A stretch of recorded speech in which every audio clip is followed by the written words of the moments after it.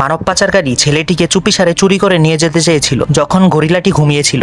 যখন সে হাত বাড়ালো, হঠাৎ গরিলা চোখ খুলে ফেললো। এই দৃশ্য দেখে মানব পাচারকারী আতঙ্কে মারা পড়ার মতো অবস্থা হলো, কিন্তু সে পালানোর আগেই গরিলা তাকে এক ঝটকায় তুলে নিয়ে দূরে ছুঁড়ে ঝুলিয়ে ফেললে। কিন্তু তার সঙ্গী একটুও ভয় পেল না, বরং কৌশল বদল করলো।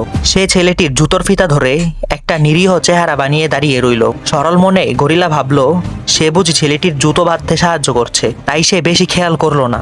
ছেলেটিকে সে যতই টানতে থাকে ততই ছেলেটি তার কাছে চলে যেতে থাকে। তখনই গরিলাটি বুঝতে পারে সবকিছু, আর তৎক্ষণাৎ সে উঠে গিয়ে লোকটির সামনে দাঁড়ায়। এই সময় লোকটি নিরীহ সাজতে চায়, কিন্তু গরিলা এবার আর ধোকায় পড়ে না। সে সোজাসুজি লোকটির হাতের মধ্যে বাড়ি মেরে এমন ভাবে শাস্তি দেয় যাতে সে জীবনে আর কখনো খারাপ কাজ করার সাহস না পায়। সাথের লোকটি দেখে হাত দিয়ে ধরা সম্ভব নয়, তাই সে একটি ঝাড়া নিয়ে আসে। সেটা দিয়ে সে ছেলেটির জামার দড়ি আটকায়, চুপি চুপি তাকে টেনে নিয়ে যাওয়ার চেষ্টা করে। এই চালাকিও গরিলা খুব দ্রুত ধরে ফেলে। সে আগে ছেলেটিকে বাঁচিয়ে আনে, তারপর লোকটির অসাবধানতার সুযোগ নিয়ে ঝাঁটার মাথায় চাপ দেয়। তার সঙ্গে সঙ্গেই লোকটা শূন্যে উঠে গিয়ে ফ্রিতে আকাশ ভ্রমণ করে আসে। সবশেষে গরিলার সাহসিকতার ছেলেটির শেষ পর্যন্ত মানব পাচারকারীর হাত থেকে রক্ষা পায়।